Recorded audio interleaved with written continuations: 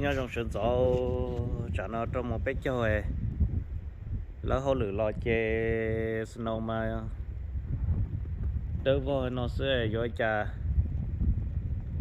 này nó một bộ cái đâu chơi của cho cái mình chơi giòn nhảy thâu lì lô cứ ti lô hopefully là ok em chỉ ông chùa giờ tiền lớp bạc lớp ta chơi thôi nó có nó đây lo cho liền mỗi lần bỏ hậu ý nó có một rõ cho nó bộ áo xưa bây giờ chỉ một áo thế rồi giờ cụ sĩ luôn liền một áo mình chơi thì nó áo mình chơi luôn gì đâu của cho cái này giờ tôi chỉ mà teo là ok hopefully rồi nó đó bây giờ họ có họ mà nó lon na thế đâu nó lon mình chỉ snow nó nè bé chỉ nhớ hạt snow chè lon mê nó sẽ đâu có bé sỏi nhảy cơ đi thì nó chỉ bỏ cao trả liền nè nó đầu thì tên nó chè khó ta rồi họ chỉ lo ice giờ thì lo ice mà tên tông nó mình chơi có khó ta đấy nè yeah cho phải nó evergreen ta chỉ lo ice kia ôn nó đỡ ta đấy xưa yeah sơn to nó mà rong cột cơ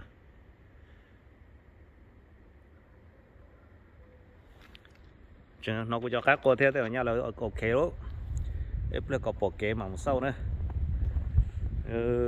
rong lên nó rồi tên nhờ Hasno nhà mua li blow inch tên đó yeah tên nhà blow inch lỡ có thì lo hết nó thì xem mà theo nhà chim bồn ta theo nó theo nhà mua blow inch thôi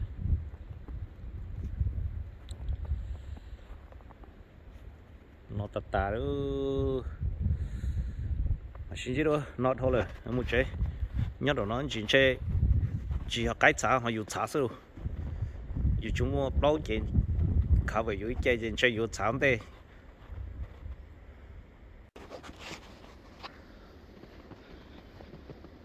lo snow một số cái bự chia của lúc trong cái chè hai cho lên chè chơi của cho cái bài ta đó phương dư nhà bài ta thế chè chơi của bên này chè chơi ở món của tròn nè rồi nó nè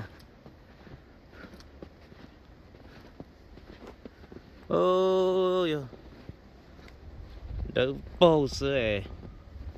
chơi của cho cái mình chơi chỉ lua đi rồi nè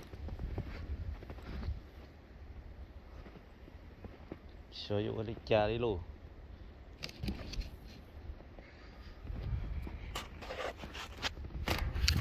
chúng khẩu được cái nọ nọ thì chỉ nọ đấy thật cái nọ cứ chỉ nọ hàng thế trong cái cu ok cơ thế đó chứ mà sai sẽ chơi lỡ chúng nó sẽ tự lo này tự lo chứ đó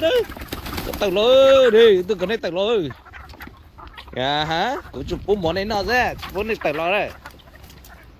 cái là ăn cá hậu bây giờ sát tới sát ta đây rồi nó chúng chơi nhau kia bây giờ ra sổ co là những ý dạng cậu thấy nó còn trai ha này trông luôn nó xíu nó dưới đây tại đây nè chơi mua chó búa mua cắt tay tao quá chỉ mua thế à nha chỉ mua cho một cắt tay hết rồi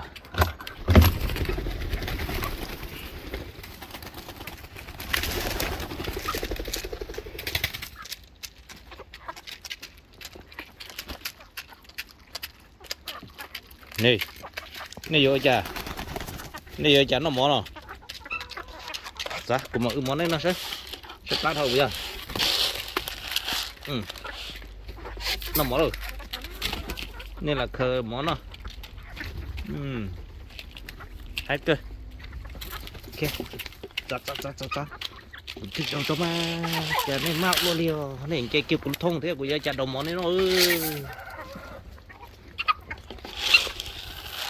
nó nó nổi rồi nè.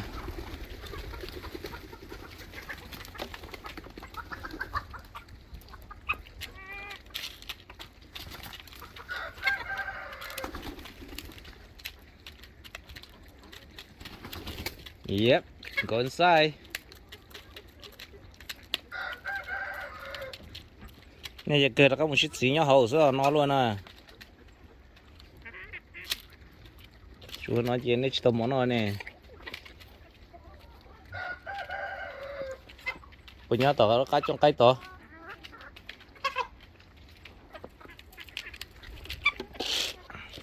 Tập lên.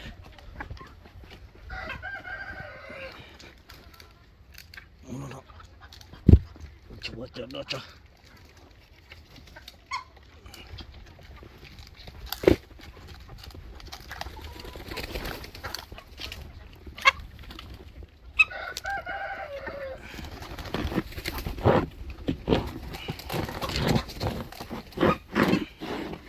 Nó sát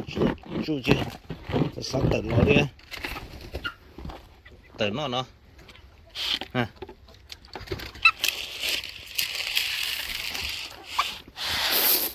Nó đây, nó đây, xìa rồi nó đây, hả? Nó thôi, nó ta tụ đi bây giờ, ok, gần đây, cũng như một sáng cho tao nói cho. Tôi cái này tự lo cho nó cái tơ trâu, ôi ta chỉ như xưa nè, mấy cháu non chơi bún này tụt tới đấy, ôi rồi nó nè, ban đầu cho nhẹ cho ấy, siêu ba họ nó sẽ, ba họ nó bổ kề rồi, nó rồi đi nói, chơi chịu hơi đi đâu.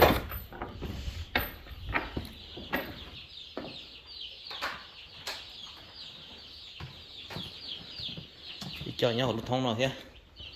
sure ok, hopefully là ok đấy, là một lại, xem mà tiền là ok tiền, phải ta đi no rồi nó,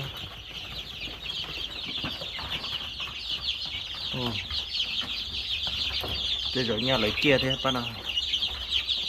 xóa, họ nó.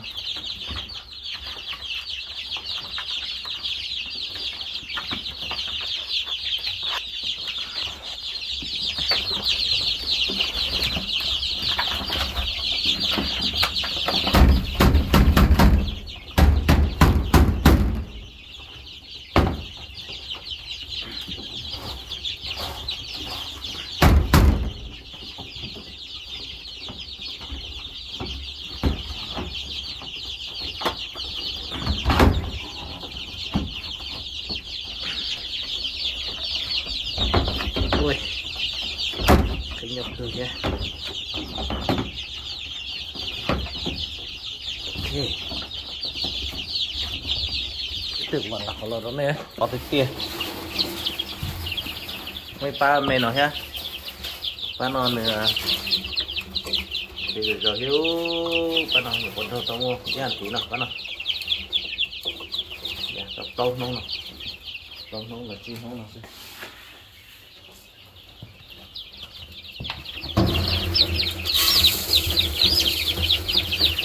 Nó món đâu cứ hết bắt đầu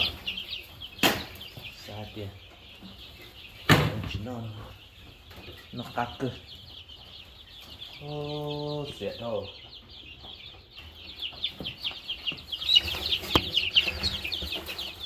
đâu hiểu được đâu nói gì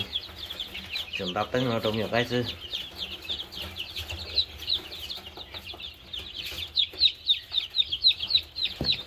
chúng nó sẽ hurt rồi mà nó có hiểu được đâu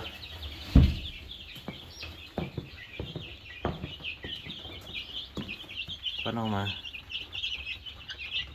thì ba cái chẳng sư